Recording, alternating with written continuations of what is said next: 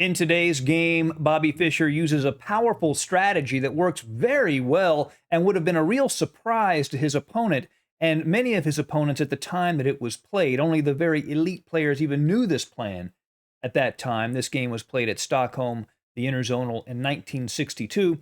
His opponent is Mario Bertok, an international master who has the white pieces.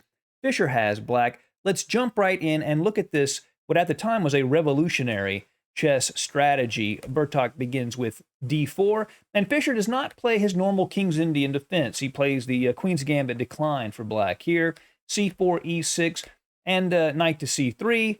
And here, knight f6 is most common with bishop g5, but he plays bishop to e7, a move that Karpov would play a lot later. And the idea basically is to keep the bishop from popping into the g5 square.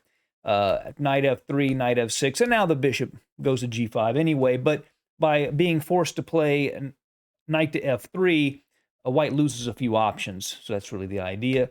Castles, e3, and h6. Bobby Fischer forces a decision from the bishop. Does it want to take on f6 and give black the bishop pair for a tempo or retreat? He decides to retreat, and b6 was played by Fischer. This is known as the Tartakover variation of the Queen's Gambit declined. And there are two basic ideas here. One is often to fianchetto the bishop and place it on the long diagonal, and also to prepare the c5 advance to challenge white's central structure. So white takes on d5 first, and here Fischer takes with the knight.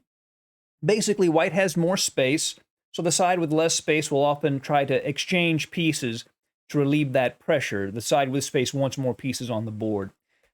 Bishop takes e7, queen takes e7, knight d5, e d5. And here we see our structure. It's really a Carlsbad structure, but this pawn at b6 makes it a little different. It will be interesting to see how this game proceeds with c5 in the offing. Bishop e2, and maybe white can arrange some pressure on the d5 pawn, play knight to e5, bishop to f3, and so forth. But here, Fischer makes a very interesting decision. Instead of fianchettoing the bishop, he plays bishop to e6, which is the main move these days.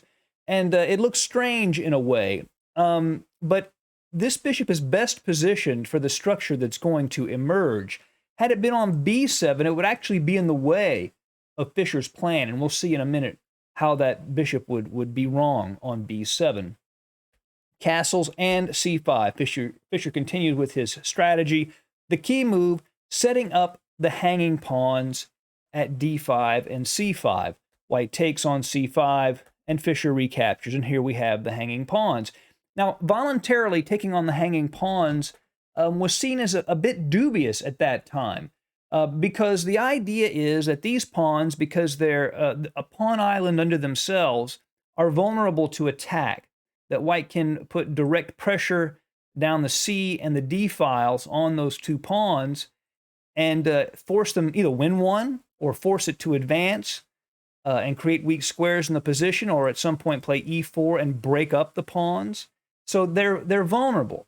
However, they are also a strength, and Fischer understood this. They control a lot of very key squares, and the pawn at d5 can advance and gain space. Also, the pawn can advance to c5 at some point, and it would give up some dark squares, but it would create a nice, some nice space on the queen side. So Fischer understood all these things before everybody else did. Queen to a4 from white. The idea is to play queen to a3 and put pressure on the c5 pawn. Queen to b7, and here we see why the bishop wanted to be on e6. The queen wants to be on b7. It's positioned perfectly for an attack down the b file, and he's threatening to win b2 at this very moment. Queen to a3 defends b2 and also attacks c5. Knight to d7 defends the pawn. And here knight to e1. White is preparing a regrouping to put pressure on c5, where the knight can go to d3 and maybe get that pawn to advance. Here Fischer plays a5. He knows the side of the board where his play is located is the queen side. So he gains space by advancing the a-pawn, limiting the mobility of white's queen, and at some point maybe even offering the exchange of queens himself and having a very nice constellation of pawns here on the queen side. Knight to d3 attacks the pawn at c5, and Fischer goes ahead and advances that pawn. This pawn was tempted forward, but it has some positives and negatives. It does weaken these dark squares, but that's not so important right now. More important is the space advantage it gives to black. Knight to f4, hitting the pawn at d5 as well as the bishop at e6.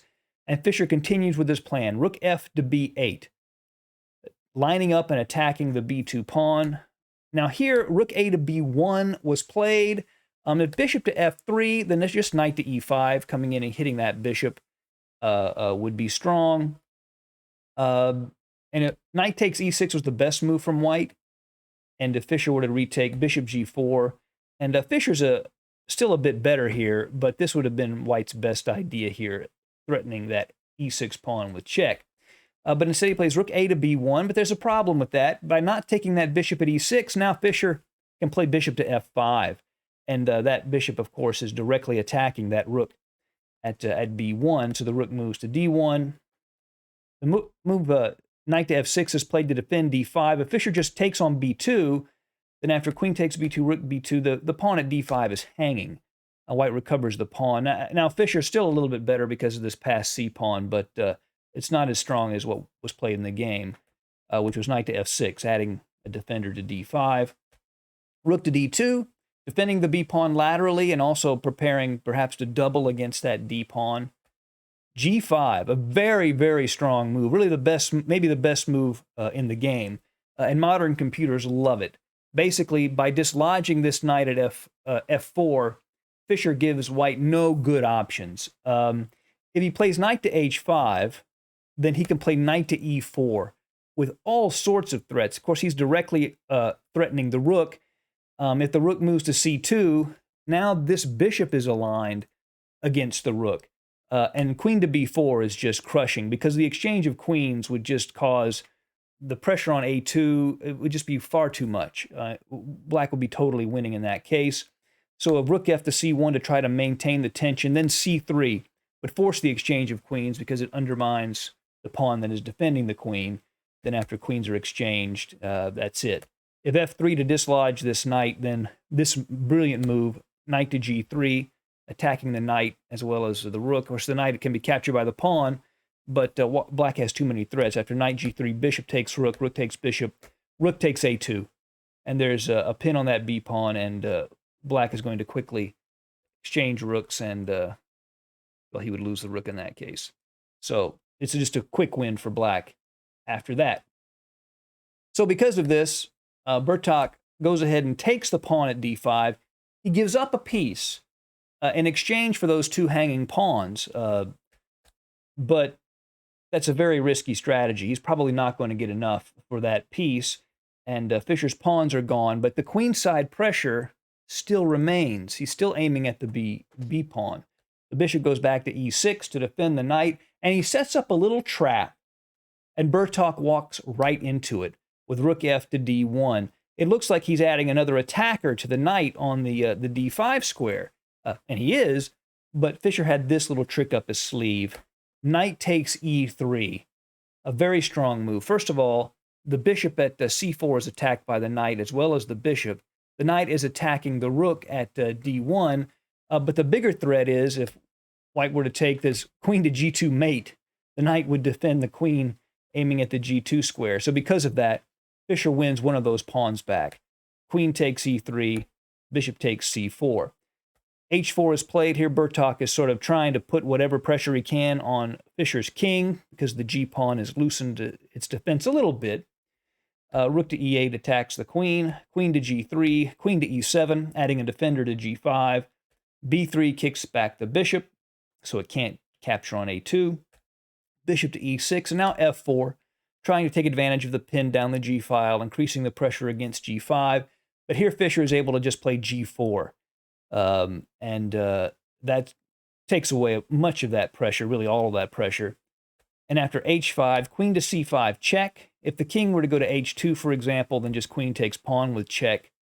Rook to f2 was played, and he could take the pawn now also, but he plays the even stronger move, bishop to f5 from Fischer, and you can see this rook is pinned, this bishop is now very strong, the pawn is blockaded, and the game is over. And in this position, Bertok resigned. And he was probably surprised by this strategy. Maybe during the game, he might have been happy to see that Fischer was playing the hanging pawns, but Fischer had seen deeper and learned how to really play well with those pawns on d5 and c5. I hope you enjoyed this game. See you again soon at Chess Talk. Goodbye.